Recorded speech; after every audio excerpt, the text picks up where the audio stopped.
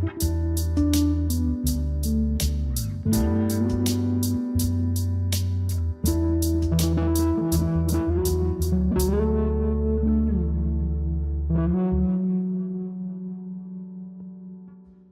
in the name of Jesus, we thank you for this, and may the hearts be of praise, may the Lord be of praise.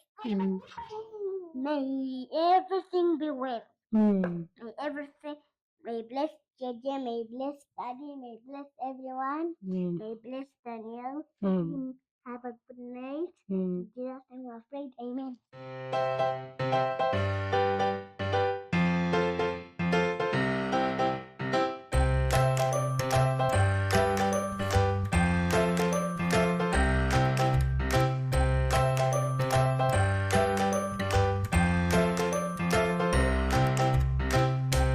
So we're talking about Elijah and Ahab. Yeah. Ahab was still king of Israel. He prayed to an idol called Baal. He asked Baal to bring rain, but rain did not fall. The crops did not grow. The people cried, "We're hungry." The prophet Elijah brought King Ahab a message from God. Elijah said, "There's no rain because you worship a statue instead of God." Are you hearing the story? Okay. This made King Ahab very angry. Good. Oh, goat, yeah. Elijah wanted to show the people that his God was the one true God. So Elijah gave them a challenge. He and King Ahab and all the Israelites marched up Mount Carmel. Elijah told the worshippers of Baal, "Build an altar for your God. I will build an altar for my God." Then they placed an offering on each altar. The worshippers of Baal cried out for their God to send fire. They danced around the altar, but nothing happened. Elijah teased Baal's priests. Maybe Baal's on vacation. Elijah dug a trench all around his altar. He poured water over everything. Water even filled the trench. Elijah prayed. Suddenly, fire came down from heaven. JJ, come and see fire. Come and see fire, JJ. See? Can you see? Where's the fire? God of Elijah sent fire. Where's the fire? Can you see the fire? Fire, burn. Okay. Yeah. Elijah, okay. Suddenly, fire came down from heaven. The sacrifice burnt up. Even the stone altar burnt up. Even the water in the trench was gone.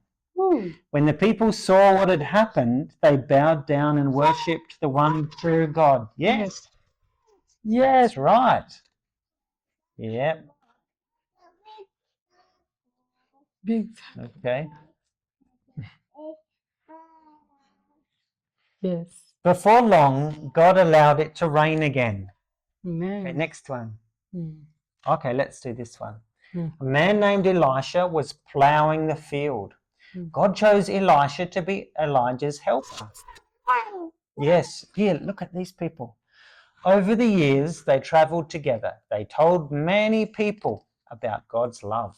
Yeah, so maybe we shall review on God of Elijah. Okay. What happened, Momo?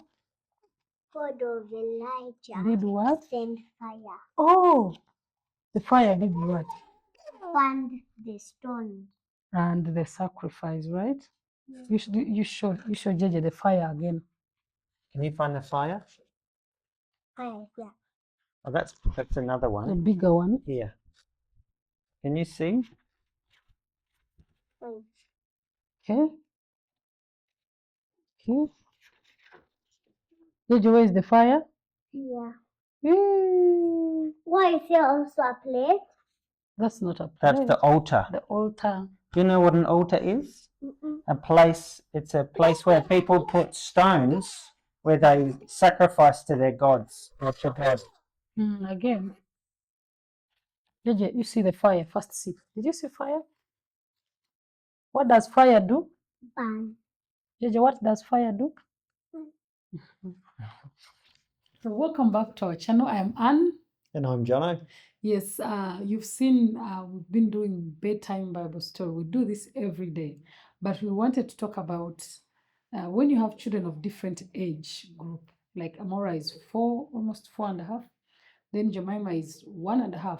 They cannot their concentration span cannot be the same. And then also talking about the books, the books you read for them, the Bibles you read for them cannot be the same. Yeah, for sure. So we found that this one, my first handy Bible, it's available in Uganda. Probably I don't know where you can get it elsewhere, but Australia probably. So this is good for little kids like Jemima's 1.5. 0 to 2. So as you can see, like it's simple, but it's also fairly durable. Like it'll eventually fall apart.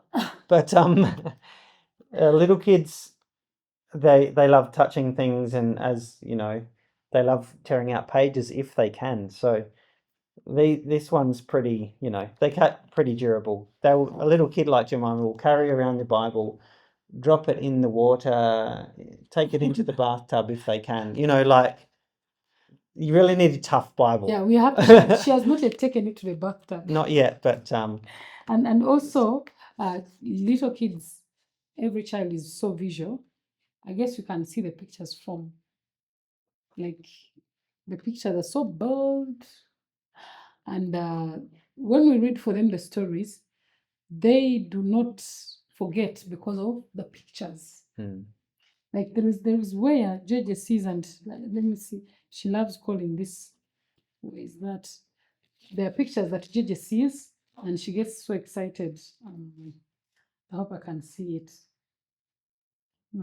Yeah, she knows this is fire, and then it connects to Elijah, God sending fire. And then there is a picture that she calls Puskat. So she thinks Pukisat, whatever. She thinks this is a Puskat. So she remembers the story because she thinks it's a Puskat. I don't know where it is. Then this is Jonah and the fish. Because it's a fish. And look,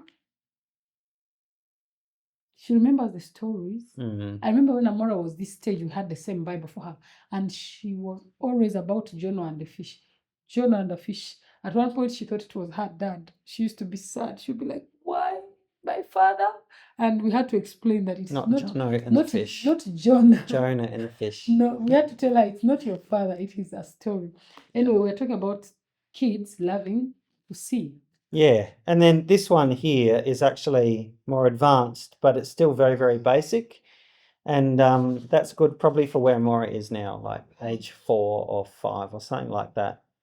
Yeah. So, yeah, I've realised that children's Bibles vary a lot in how heavy they are, like not physically, but how in depth they are. And a certain age group, you've got to get the age group right, otherwise it goes way over their heads. Yeah. Already, biblical ideas and themes some of them's pretty hard for a child to understand, even adults to understand.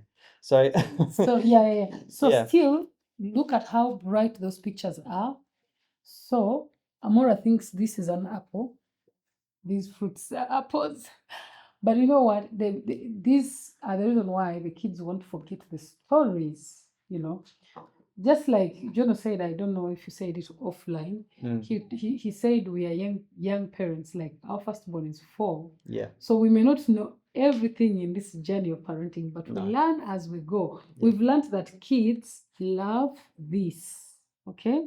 And we've learned that when they see the pictures, they may not remember the entire story, but they will have something to say. Yeah. And the challenge is when you have different age group kids, like you've got to be careful because Jemima can get hold of, say, this Bible, which is for more advanced, like older kids. In fact, this is for an older child, and our kids aren't that old yet. It's a beautiful Bible. But as you can see, it's been absolutely hammered. Because it was with the wrong people, being used by the wrong people. It may never, I don't know about the future of that particular one.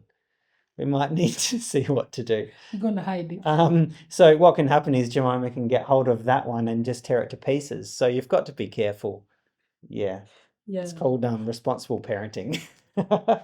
So this one's a Brave Girls Bible. I mean, obviously good for girls and boys, I guess, but it focuses on girls and some of the really good stories of the Bible are missing, like which is okay, it's a children's Bible, but David and Goliath is not in here, for example. Yeah, That's an incredible story for Amora. I was shocked because one night Amora was saying, I want David and Goliath, I want Goliath. So I looked and it's not there, and I was like, what? A Bible without David and Goliath? Well, it's the girls' Bible, so that's okay. Yeah, it says the Brave girls. Yeah. So it's good. Yep. But I really think if you have this, you also need to have the general one with everything. Yeah. Because some of those stories remain in the kids' head. Like the first time we read to Amora the story of David and Goliath, she went outside, picked stones, started throwing them around at Goliaths that were running around our compound. For at least a whole week. Amora was throwing around stones. She became very violent towards this Goliath. a invisible enemy in our compound. And it's good that she was practicing what she has read. That means that she understood it. Yeah. So if you have the Brave Girls Bible, we advise you also have the whole Bible. Yeah. Okay? Yeah. Yeah, that's right. So you might not read to your children bedtime Bible stories every day, but at least the culture of reading should continue, whether it's other stories, whether it's bedtime Bible stories. As for us as a couple, we decided that at night it's bedtime Bible stories, and other hours of the day, it's stories, generally stories. The culture of reading, I want to appreciate him for bringing the culture of reading to our house. When he first used to read for Mora books, not only Bible books, and Amora was very young, I would think, will he achieve what he wants? He did achieve. These days, we don't have to remind Amora. We don't have to even remember. Amora comes and tells the dad, it's bedtime story. Daddy, I want the Bible, Yeah. Yeah. Yeah. We could even do another video even on like cultural differences regarding raising kids and like reading, a culture of reading. Yeah. Or a culture of having like altar time. Yeah. Yeah, every now and then we'll be coming up with what we've learned in parenting and what we do and what is working for us. But as for today, we're stopping here. Thank you so much for following up to now. God bless you. Yep. Bless you. Bye. See you.